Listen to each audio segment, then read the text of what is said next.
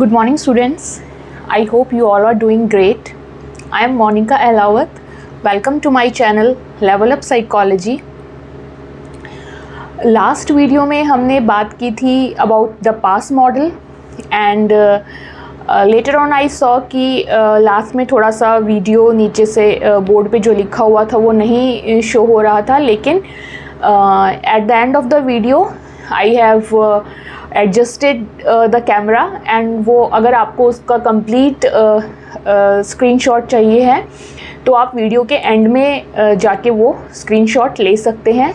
This was a small update regarding previous video and yeah, आज हम शुरू करेंगे individual differences in intelligence. शुरू करने से पहले I would just like to say कि अगर आपको ये वीडियो पसंद आए, आपके लिए यूज़फुल एंड बेनिफिशियल हो तो please like it and share to the people who need it and yeah, subscribe to the channel to get such more videos. Okay, so let's start with the topic individual differences in intelligence.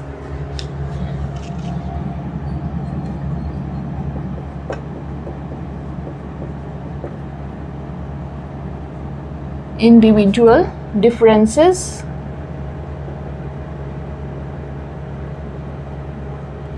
in intelligence.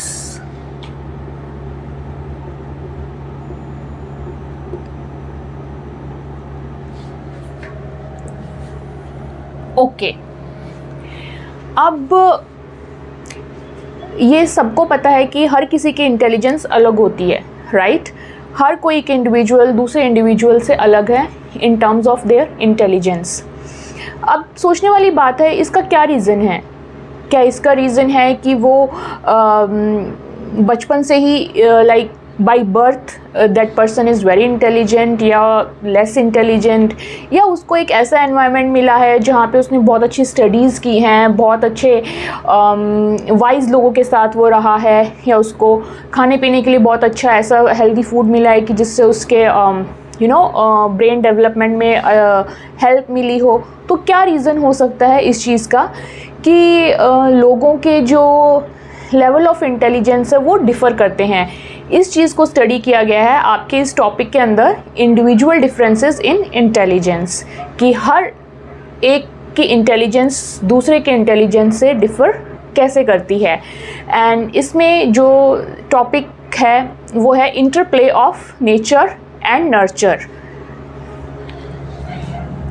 इस differences को हम पढ़ेंगे from the point of view of interplay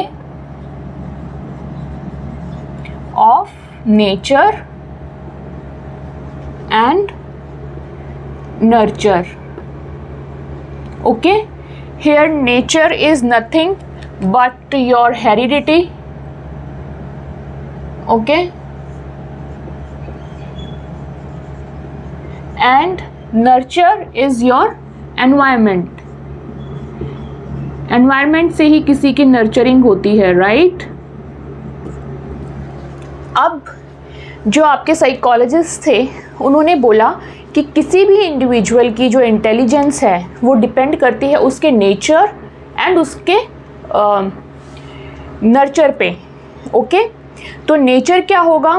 nature में आएगा आपका heredity, कि nature ने आपको कैसा भेजा है इस दुनिया में, राइट? एंड देन नर्चर, कि आपकी अपब्रिंगिंग या आपकी देखभाल, खाने पीना, ये सब आपका जो है वो कैसा रहा है. तो साइकोलॉजिस्ट ने क्या बोला कि intelligence is a product of complex interaction of both nature and nurture. Okay, intelligence is a product of complex interaction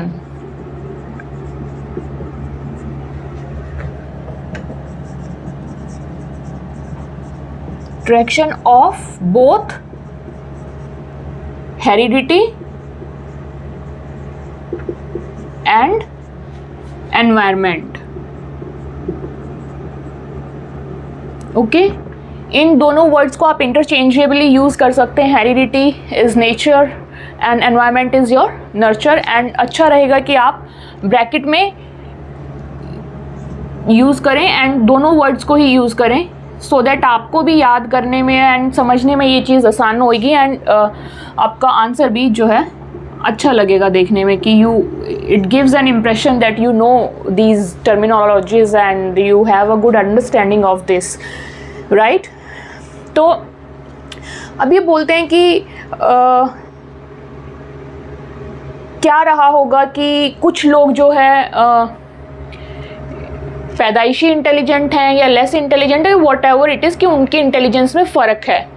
and कुछ ऐसे भी फैक्टर हो सकते हैं कि भाई उन्होंने आफ्टर द बर्थ वो कुछ ऐसे सर्कमस्टेंसेस में रहे हों जिन्होंने उनकी इंटेलिजेंस को जो है इफ़ेक्ट किया हो या इम्प्रूव किया हो या इम्पैक्ट किया हो adversely, both kind of things.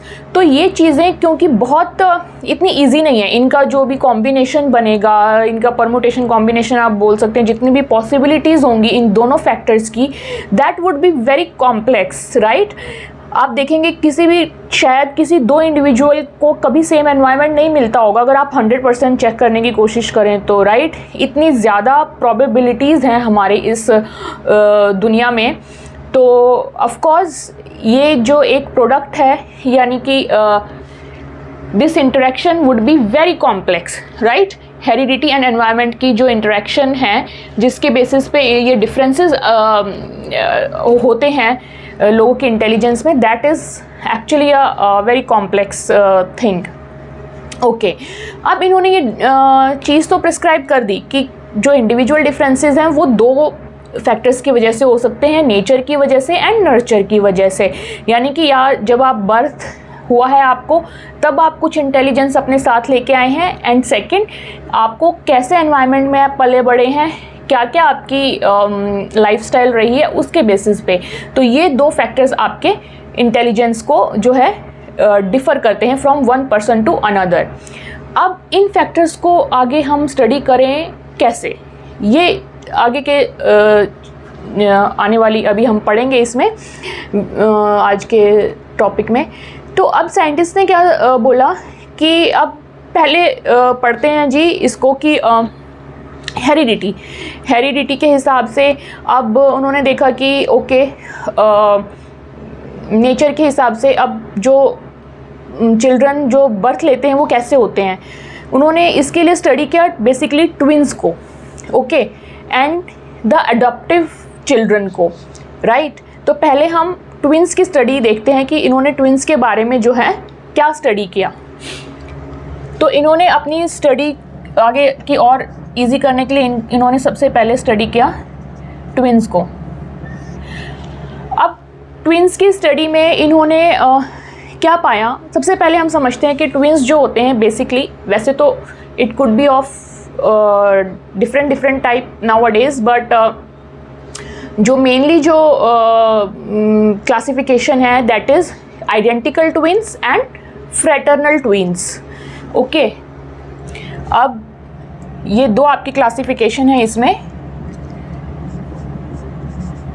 Identical twins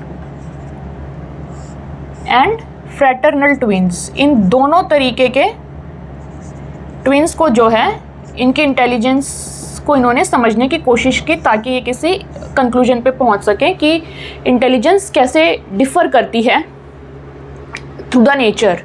okay, तो सबसे पहले हम थोड़ा सा इसका आइडिया ले लेते हैं इन केस अगर आपको नहीं पता identical twins and fraternal twins क्या होते हैं. तो आई थिंक इतना सबको पता है कि any child is born from the egg in the mother's womb, right. तो आइडेंटिकल ट्विंस के केस में क्या होता है कि एक ही एग होता है which get fertilized and then it breaks into two and it forms two identical twins. Okay, and इसमें जो बोथ द आइडेंटिकल ट्विंस होते हैं they share the same placenta because they are formed from the same egg.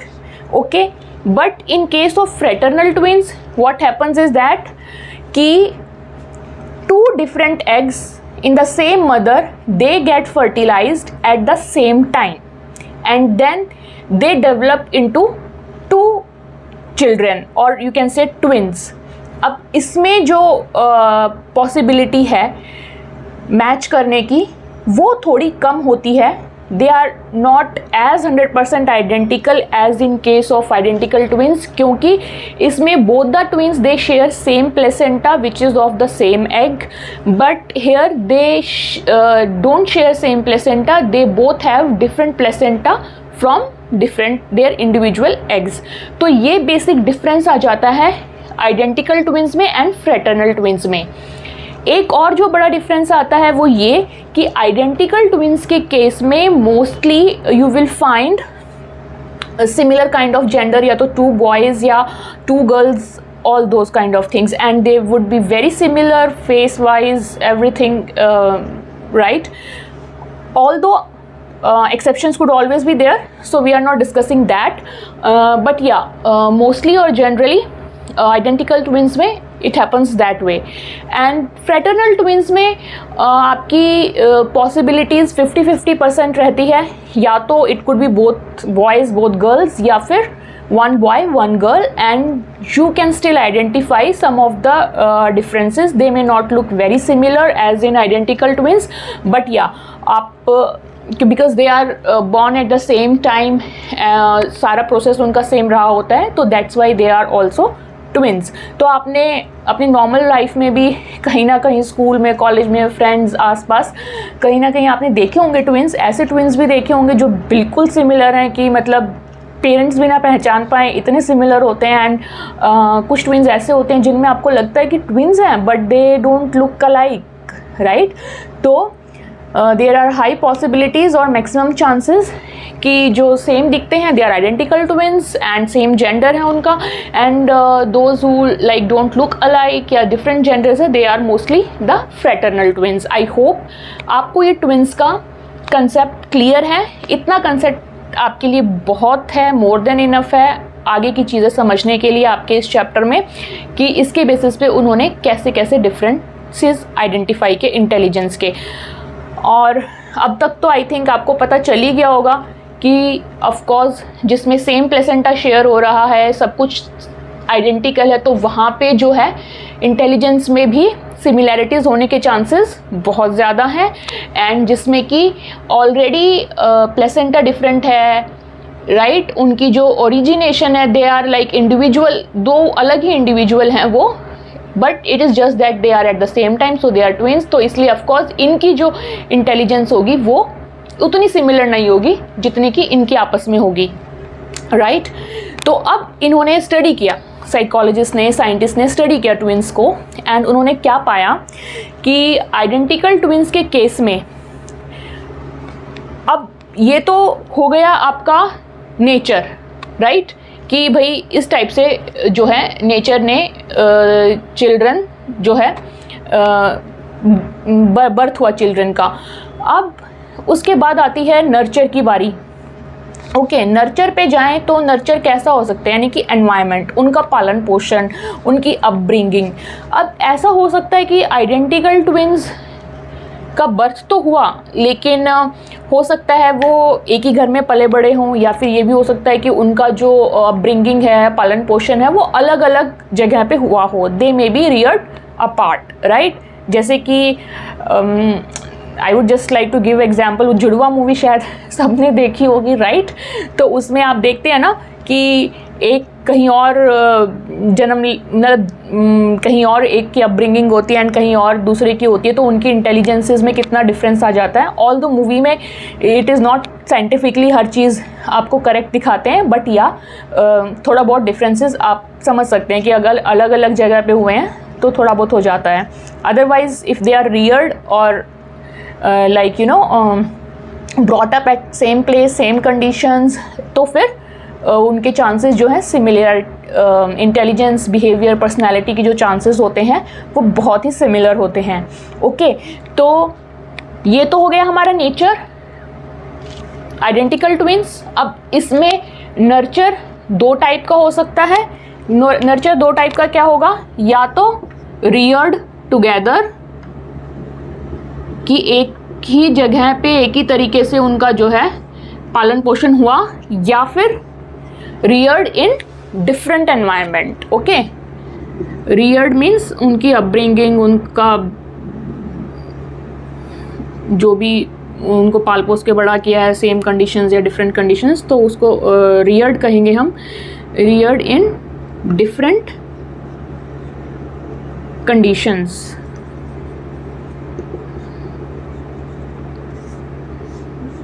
Okay, तो अब ये तो आ गया आपका नेचर, ये आ गया नर्चर इधर। ओके, तो आइडेंटिकल ट्विंस के केस में क्या देखने को आया, डिफरेंसेस हम यहाँ स्टडी कर रहे हैं, राइट। हमने नेचर को समझ लिया, हमने नर्चर को समझ लिया इस केस में। अब हम देखेंगे कि कितना डिफरेंस है इनके इंटेलिजेंस में। ओके, तो जो लोग आइडेंटिकल ट्विंस हैं और एक साथ एक जैसी कंडीशंस में पले बड़े हैं, उनके जो इंडिविजुअल डिफरेंसेस हैं वो बहुत कम है। उनके अंदर सिमिलैरिटीज़ होती है 0.90। Okay, 0.90 is nothing but you can say 90%। जब कोई चीज़ अगर 1 हो जाती है तो उसको हम बोलते हैं 100% हो गई है। ओके, तो इस केस में अभी ये है 0.90, तो यू कैन से कि 90% सिमिलैरिटीज़ हैं उनमें, और सिर्फ 10% का उनकी इंटेलिजेंस या उनकी पर्सनैलिटी, बिहेवियर, उनके अपीयरेंसेस में जो है, कैरेक्टरिस्टिक्स में सॉरी, डिफरेंस आएगा। ओके जी, सो नेक्स्ट कॉम्बिनेशन क्या आया हमारा नेचर एंड नर्चर का, कि आइडेंटिकल ट्विंस है लेकिन डिफरेंट एनवायरनमेंट कंडीशंस में जो है वो रियर्ड किए गए हैं, पले बड़े हैं in different environmental conditions, you can right here. ऐसे केसेस में जो सिमिलैरिटीज होंगे उनके इंटेलिजेंस में वो आएगी आपकी 0.72, 0.72। तो थोड़ा सा डिफरेंस आ जाएगा। आपने देखा अभी कि यहाँ पे नेचर सेम है दोनों के केसेस में, लेकिन नर्चर डिफरेंट है, यानी कि एनवायरनमेंट डिफरेंट है। तो एनवायरनमेंट ने सेम टाइप के ही ट्विंस में कितना फ़र्क कर दिया है कि यहाँ पे उनकी सिमिलैरिटीज़ है 90% और यहाँ पे जो है 72% तक वो आपस में मिलते हैं, उनकी इंटेलिजेंस एंड उनके characteristics, all that thing. Okay, अब चलते हैं हम फ्रेटर्नल ट्विंस के ऊपर। फ्रेटर, जैसे इसके 2 नर्चर के पार्ट बने हैं, वैसे ही फ्रेटर्नल ट्विंस के भी हम पार्ट्स बनाएंगे। कि ये तो हो गया हमारा नेचर, कि फ्रेटर्नल ट्विंस का बर्थ हुआ है। अब इसमें नर्चर का क्या रोल रहेगा, ऑफ कोर्स कि रियर्ड टुगेदर, वही कि उनका जो है सेम जगह पे उनका पालन पोषण हुआ, या फिर दूसरी पॉसिबिलिटी क्या होगी, Rudyard in different environment. Okay,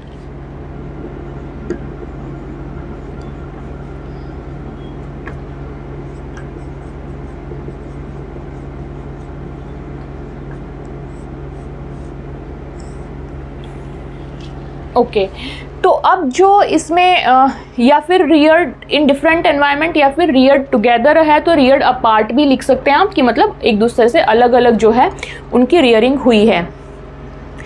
अब इसमें जो रियर्ड टुगेदर आते हैं और फ्रेटर्नल ट्विंस हैं, यानी कि ऑलरेडी उनमें जो है कम समानता है on the basis of nature itself, लेकिन उनको अगर हम एक साथ उनको रेज करते हैं एक सेम सिमिलर कंडीशंस में, तो उनके बीच की जो समानताएं हैं वो आती हैं आपकी 0.60, यानी कि 60% तक वो एक दूसरे से सिमिलर होते हैं इन terms of their intelligence and behavioural characteristics and all that. लेकिन अगर ऐसे ही ट्विंस को हम, जो कि पहले से भी अलग हैं एंड देन उनका एनवायरनमेंट भी अलग है, तो आप समझ सकते हैं कि डिफरेंसेस जो होंगे बहुत ज़्यादा होंगे, राइट। सिमिलैरिटीज़ कम से कम होंगी ऐसे इंडिविजुअल्स में, एंड वो होंगे कितने, सिमिलैरिटीज़ 0.25।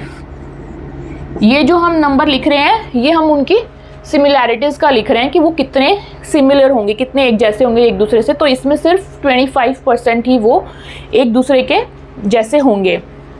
उसके बाद अब ये तो केस है rear together when they are of different gender. Okay, हमने पढ़ा था कि फ्रैटर्नल ट्विंस जो हैं सेम जेंडर के भी हो सकते हैं या फिर डिफरेंट जेंडर के भी हो सकते हैं। तो ये तो है जब वो सेम जेंडर के हैं तो और रियर टुगेदर किए गए हैं तब उनका है 0.6%। एंड अगर वो डिफरेंट है, लाइक एक ब्रदर एक सिस्टर है, तो उनका जो आएगा सिमिलैरिटी वो आएगा 0.50, दैट इज़ 50%। ओके, तो इतनी उनमें समानता रहेगी। एंड ऑलरेडी अगर अलग हैं एंड रियर्ड भी अलग किए गए हैं तो इट डजेंट मैटर, वो 25% तक ही मे बी सिमिलैरिटी शो करेंगे in their intelligence and all those kind of things. Okay, तो ये तो हो गया ट्विंस का केस। हमने ट्विंस के केस में नेचर एंड नर्चर दोनों को पढ़ लिया एंड उनकी वजह से जो सिमिलैरिटीज़ या जो डिफरेंसेस रेज हुए हैं हमने वो भी कवर कर लिया। अब आप इसको नोट डाउन कर सकते हैं, आप इसका स्क्रीनशॉट ले सकते हैं, क्योंकि नेक्स्ट जो उन्होंने पढ़ा था वो पढ़ा था from the point of view of adoptive children. Okay, इस चीज़ को differences in intelligence, individual differences in intelligence को उन्होंने दो पॉइंट ऑफ व्यू से पढ़ा था, एक तो ट्विंस के पॉइंट ऑफ व्यू से and second one was adoptive children. तो ये आप नोट डाउन कर लीजिए। इसके बाद हम नेक्स्ट करेंगे अडॉप्टिव चिल्ड्रन का केस की उसमें कैसे हम डिफरेंसेस को स्टडी कर सकते हैं। Okay, I just give you a minute और few seconds so that you can take a screenshot or note down. It is very small, nothing much. अगर आपको समझ आ गया है तो इतना ज़्यादा कुछ है नहीं इसमें अभी, आप नोट डाउन करने के लिए you can take a screenshot.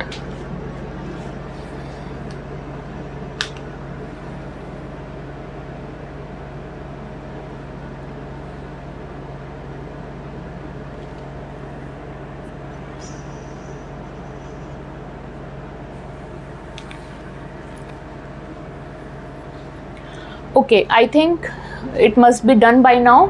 तो अभी मैं इसको मिटा देती हूँ यहाँ से and we will do about the adoptive children now.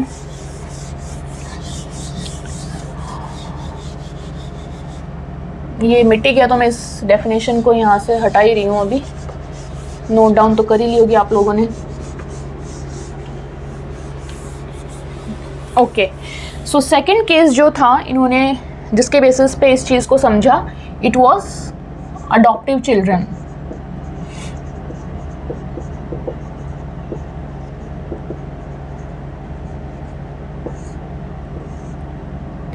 Okay, अब अडॉप्टिव चिल्ड्रन के केसेस में क्या देखने को आया कि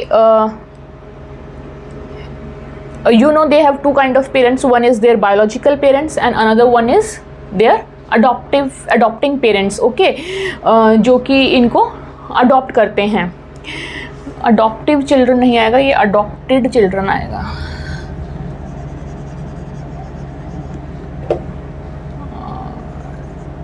थोड़ा सा अडॉप्टेड चिल्ड्रन। ओके, एंड जो पेरेंट्स अडॉप्ट करेंगे they will be the adoptive parents. तो ऑफ कोर्स इसमें नेचर का क्या रोल आएगा? नेचर के रोल में तो आएगा कि इनकी जो सिमिलैरिटीज़ होगी व्हेन दे आर बोर्न, तो उस टाइम पे कितनी, मतलब सबसे ज़्यादा किससे मिलेंगी? देयर बायोलॉजिकल पेरेंट्स से मिलेंगी rather than their adoptive parents. तो नेचर का तो इसमें क्या रोल आएगा कि it is more similar to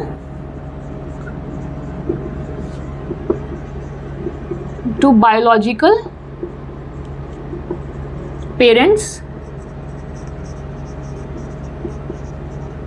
than the adoptive parents.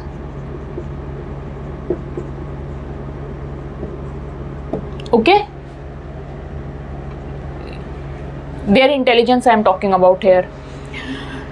तो ऐसे केसेस में चिल्ड्रन की जो शुरू में जो इंटेलिजेंस होती है, जब उनका बर्थ हुआ होता है नेचर के अकॉर्डिंग, तो उनकी जो इंटेलिजेंस होती है मोस्टली अपने बायोलॉजिकल पेरेंट्स जैसी होती है and there is no correlation between their adoptive parents and them. तो इसलिए उनकी इंटेलिजेंस को कोरिलेट करने का at the time of their birth, at the time of when we are seeing it from nature point of view कोई मतलब नहीं बनता। ओके, लेकिन जैसे जैसे अब उनको अडॉप्ट कर लिया किसी पेरेंट्स ने, अब क्या हुआ कि वो अपने बायोलॉजिकल पेरेंट्स से दूर हो गए, ओके, अब वो रहने लग गए, अब उनको एक एनवायरनमेंट मिल गया, अब उनकी नर्चरिंग शुरू हो गई, तो अब वो दूसरे टाइप के पेरेंट्स के कांटेक्ट में आए। तो अब जैसे जैसे उनकी एज बढ़ेगी वैसे वैसे वो अपने नर्चर यानी कि अपने एनवायरनमेंट यानी कि जो अपने अडॉप्टिव पेरेंट्स हैं उनके अकॉर्डिंग जो है धीरे धीरे ढलना शुरू हो जाएंगे, एंड उनके इससे इंटेलिजेंस, उनकी पर्सनैलिटी, उनके बिहेवियरल कैरेक्टरिस्टिक्स सब पे जो है असर पड़ेगा। तो स्टार्टिंग में तो eight the time of birth they are more similar to their biological parents, but as they grow in age and they live with their adoptive parents, they tend to get similarities in the intelligence according to their adoptive parents, okay। तो nurture में यही आ जाएगा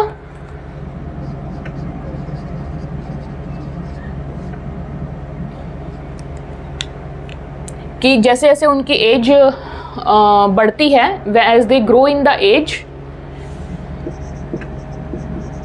दे means children, as they grow in age their intelligence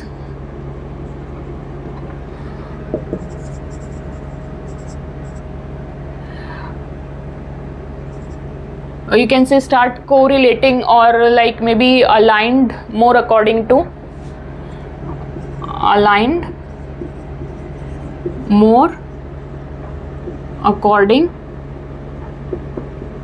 to their adoptive parents।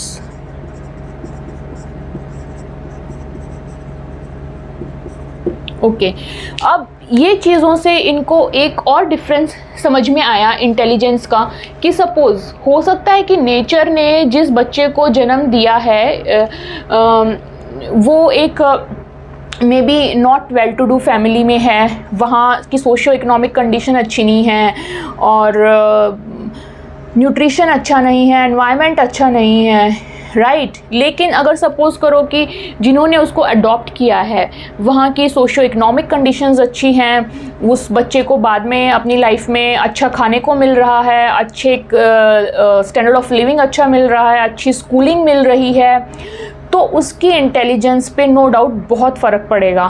तो ये जो difference है, like the difference of socio economic conditions, schooling, nutrition, ये सब आपका किस में आता है, नर्चर में यानी कि एनवायरनमेंट में। तो इसके बेसिस पे भी आपकी इंटेलिजेंस जो है वो डिफ़र करती है, and that you can also correlate with the example of adopted children कि उनकी पहले उतनी अच्छी कंडीशंस में भी नहीं होती हैं, एंड हो सकता है कि अडॉप्ट करने के बाद उनको एक वो इतना अच्छा फुलफिलिंग एनवायरनमेंट मिलना शुरू हो जाए तो उनकी जो इंटेलिजेंस है वो काफ़ी हद तक ग्रो कर सकती है या बहुत अच्छी उस एनवायरनमेंट के अकॉर्डिंग वैसी वो बन सकती है। तो एक क्वालिटी जो है वो उसमें आ सकती है। तो ये हो गया आपका अडॉप्टेड चिल्ड्रन का। अब एक लास्ट डेफिनेशन बची है बस इसकी, which is nothing but sum up of what all we have studied till now. हमने अभी तक क्या पढ़ा कि नेचर का जो काम होता है वो एक रेंज सेट करना होता है, कि नेचर ने एक रेंज सेट कर दी कि इतनी, नेचर ने यानी कि कुछ एक हद तक आपको कुछ इंटेलिजेंस दे के भेजा है। अब उसी के अराउंड जो है आपका एनवायरनमेंट, आपकी अपॉर्चुनिटीज़ जो आपको मिल रही हैं वो सपोर्ट करेंगी आपके इंटेलिजेंस को फर्दर ग्रो करने के लिए। ओके, तो आई थिंक ये डेफिनेशन आपको क्लियर है। इतना ही है इस डेफिनेशन में, विच इज़ नथिंग बट कि heredity can be best viewed as something that sets a range within which an individual's development is actually shaped by the support and opportunities of the environment। यही definition है जो अभी मैंने बताई है just एक second पहले, and this is the final definition about this topic जो आप अपने आंसर्स में या जैसे भी it is required you can write it down, and for you I will also write this definition here. So heredity, ध्यान रखना हमेशा, heredity is your nature. Nature ने आपको कैसा बनाया है, that is heredity, like from the generation, from the parents what you have got. And nurture यानी कि नर्चरिंग, आपकी कैसी पालन पोषण, एनवायरनमेंट कैसा मिला है वो चीज़ें। तो ये दोनों चीज़ें जो है बहुत इंपॉर्टेंट हैं। और सबसे पहले तो रोल आता है आपकी हेरिडिटी का ही, आपके नेचर का ही। नेचर आपको क्या बना के भेजता है, वो एक सीमा तो कुछ तो डिसाइड करके भेजता है, राइट, आपकी इंटेलिजेंस की। एंड देन जो है आपका एनवायरनमेंट उसको शेप करता है फर्दर। तो यही है हमारा इसका डेफिनेशन कि heredity can be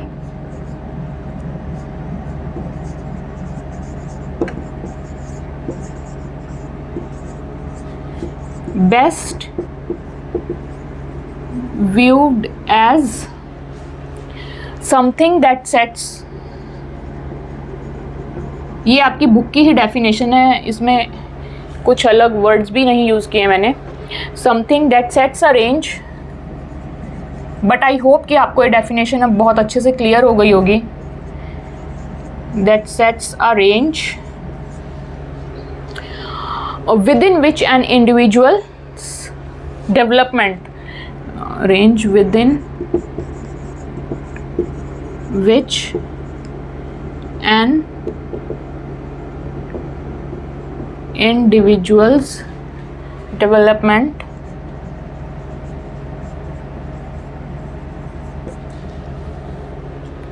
is actually shaped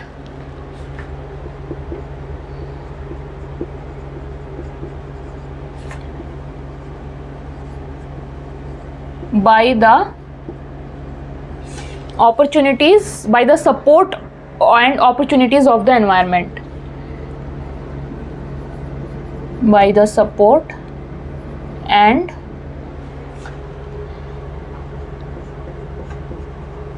opportunities of the environment। Okay जी। तो ऑफ कोर्स हेरिडिटी या नेचर जो है वो एक रेंज तो डिसाइड करता है, उसके बाहर हमारा नेचर भी कुछ नहीं कर सकता, राइट। अगर बाई बर्थ ही किसी को कोई बहुत इशू है तो उसमें नेचर कुछ नहीं, नर्चरिंग के थ्रू हम कुछ नहीं कर पाएंगे। एनवायरनमेंट चाहे फिर कितना ही अच्छा दे लें हम, अगर बाई बर्थ किसी को कोई मेजर इश्यूज़ है then it is a limitation, ठीक है। तो इसीलिए बोला जाता है कि हेरिडिटी के थ्रू एक रेंज तो डिसाइड कर दी जाती है एक इंडिविजुअल की डेवलपमेंट की, which is actually shaped, then उसको एक बहुत अच्छा शेप देने का काम जो है वो करता है support and opportunities of the environment. This is it, ये आपका कवर हो गया है। एंड या अगर आपको किसी भी वीडियो में ऐसा लगता है कि लास्ट तक बहुत नीचे तक लिखा जाता है एंड वो अगर वीडियो में लाइक कवर नहीं हो पाता है कैमरा में, तो don't worry, at the end of the video I always set the camera कि जिससे आप जो भी लिखा हुआ है बोर्ड पे वो आप स्क्रीनशॉट ले सकें या उसको नोट डाउन कर सकें। तो एटलीस्ट लास्ट तक उसको देखें या लास्ट में जाके देखें for that screenshot, that is up to you, but I would recommend कि आप लास्ट तक वीडियो देखें ताकि आपको एक अच्छी अंडरस्टैंडिंग भी मिले। तो नेवर वरी कि अगर लास्ट वाली जो भी एक बोर्ड पे लिखा रहता है वो कभी कट जाए तो, क्योंकि as of now I can not see, it is not a front camera, so बाद में I will just go and see before ending the video and I will adjust it कि आपको सारा का सारा एक फ्रेम में देखने को मिल जाए, तो you will not be missing anything. So that's it for today. And या वैसे ज़रूरत है क्या रिवाइज़ करने की, बट ओके क्विकली मैं एक बार रिवाइज़ कर देती हूँ इसको आपके लिए कि इंटेलिजेंस का जो रोल है वो होता है interplay of nature and nurture, जो साइंटिस्ट ने, हमारे साइकोलॉजिस्ट ने पढ़ा। Nature is nothing but your heredity, जो आप बाय बर्थ लेके आते हैं, एंड नर्चर इज़ एनवायरनमेंट, जो बर्थ के बाद की कहानी शुरू होती है। एंड इस इंटेलिजेंस के डिफरेंस को इन्होंने दो एस्पेक्ट से पढ़ा, through the twins and adoptive children. Okay, तो ट्विंस के केस में हमारे दो प्रकार के ट्विंस होते हैं, identical twins and fraternal twins. Identical twins आपके सेम प्लेसेंटा शेयर करते हैं, इसलिए उनमें सिमिलैरिटीज़ बहुत ज़्यादा होती हैं, उनकी इंटेलिजेंस में सिमिलैरिटीज़। एंड जो फ्रेटर्नल ट्विंस होते हैं वो डिफरेंट प्लेसेंटा से बने, उनका जो प्लेसेंटा होता है वो डिफरेंट होता है, तो इसलिए उनमें जो सिमिलैरिटीज़ हैं वो कम होती हैं। एंड आइडेंटिकल ट्विंस के केस में mostly it is the same gender children. And आपके जो फ्रेटर्नल ट्विंस होते हैं उसमें it could be the 50-50% chances कि it could be same gender both the children, या फिर both the children could be of different gender. They are twins because they are like you know grown up in the womb at the same time and they are given birth at the same time, that's why they are twins. And yeah, so identical twins के case में क्योंकि already समानताएं बहुत ज़्यादा हैं उनके birth की वजह से, तो इसलिए उनकी जो इंटेलिजेंस है वो अगर तो वो सेम एनवायरनमेंट में उनका नर्चर किया जाता है तो वो रहती है 0.90, दैट इज़ 90%। और अगर उनको डिफरेंट एनवायरनमेंट में रेज़ किया जाता है, डिफरेंट कंडीशंस में रेज़ किया जाता है, तो वो आएगी आपकी 0.72, यानी कि 72% की सिमिलैरिटी। ये हमने जो पढ़ी थी हमने ये जो पॉइंट्स वो थे सिमिलैरिटीज़ के। Okay, although topic is about the difference, but उन्होंने इन टर्म्स ऑफ सिमिलैरिटीज़ उस डिफरेंस को जो है शोकेस किया है। And in case of fraternal twins में अगर तो they are of same gender and same environment में पले बड़े हैं तो उनके जो सिमिलैरिटीज़ रहेगी वो रहेगी 0.60।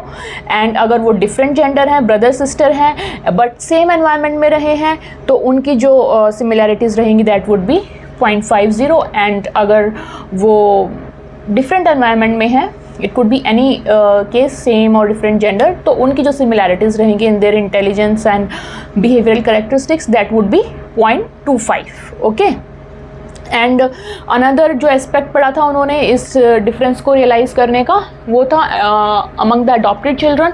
अडॉप्टेड चिल्ड्रन जब उनका बर्थ होता है तो शुरू में तो वो नेचर को फॉलो करते हैं, वो अपने बायोलॉजिकल पेरेंट्स से उनकी इंटेलिजेंस ज़्यादा मेल खाती है, लेकिन जैसे जैसे वो ग्रो करते हैं वैसे वैसे वो नर्चर को ज़्यादा फॉलो करते हैं। वो उनकी जो इंटेलिजेंस है, उनके कैरेक्टरिस्टिक्स हैं, वो उनके एनवायरनमेंट यानी कि उनके अडॉप्टिव पेरेंट्स की तरह होने लग जाते हैं। एंड ऑल्सो नर्चर में हमारी जो सोशो इकोनॉमिक कंडीशंस होती हैं, क्वालिटी एजुकेशन होती है, न्यूट्रिशन होता है, वो बहुत मैटर करता है किसी भी बच्चे की इंटेलिजेंस को इम्प्रूव करने में या उसको अच्छा बनाने के लिए, राइट। तो अगर एक eight the time of birth वो जहाँ पे अगर किसी पुअर फैमिली में या ऐसी जगह पैदा हुआ है जहाँ पर उसको अच्छा खाना पीने को न्यूट्रिशन उतना अच्छा नहीं मिल रहा है, उतना एजुकेशन नहीं है, ज़्यादा अच्छी फैसिलिटीज़ नहीं हैं, उसके मुकाबले जब उसको एक बहुत अच्छा एनवायरनमेंट एंड सारी कंडीशंस बहुत अच्छी मिलती हैं तो उसकी इंटेलिजेंस काफ़ी इम्प्रूव होती है। Okay, and then so your last definition is this कि हेरिडिटी जो है वो हमारी एक इंटेलिजेंस को एक लेवल देती है, एक बाउंड्री देती है, एक रेंज सेट कर देती है, एंड उसी रेंज को फिर हमारी जो एनवायरमेंटल अपॉर्चुनिटीज़ हैं वो सपोर्ट करती हैं। तो वो कुल मिला के जब निकल के आता है तो वो हमारी इंटेलिजेंस होती है टोटल। तो heredity can be best viewed as something that sets a range within which an individual development is actually shaped, ठीक है, by the support and opportunities of the environment. So that's all. I think ये आपको बहुत अच्छे से समझ आ गया होगा, and there is nothing more to explain about it now. And next class में हम पढ़ेंगे about IQ and all that things, intelligent question क्या होता है, and it is very interesting kind of thing. Again उसमें फिर से हम individual differences को ही realize कर रहे होंगे कि कैसे होते हैं। So that's all for today. अगर आपको ये आज की वीडियो अच्छे से समझ आई है, अच्छी लगी है, तो प्लीज़ इसको लाइक करना एंड अपने फेलो स्टूडेंट्स के साथ या जिनको भी ऐसी चीज़ें जानने का बड़ा इंटरेस्ट रहता है उनके साथ शेयर करना। And yes, don't forget to subscribe the channel in order to get more such videos. And yeah, keep learning, keep studying psychology. That's all for today. See you in next video. Till then, take care. Bye-bye.